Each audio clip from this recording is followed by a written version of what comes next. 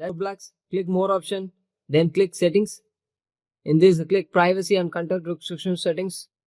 Click it. Scroll down and click visibility and private services. Click private services, and it depends on you fully. The private service is a Roblox game with limit on who can join. Maybe everyone or else friend. You can take anything. It depends on you, and it's automatically saved. Once completing, close it. Come to next step.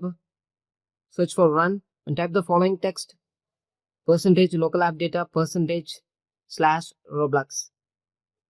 Enter it correctly and click OK. In this, you need to click local storage and delete the files inside the local storage. Come to second, logs, delete the files inside the logs. Third, come to temp storage, delete the file inside the temp capture storage. Once completing these three things, come back, click settings,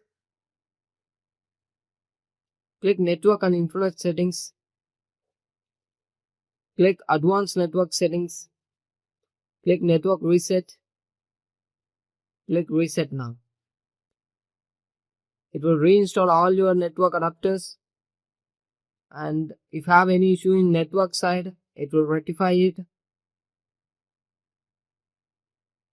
So this is how to fix this. So thanks for watching. For more videos, stay tuned. Thank you.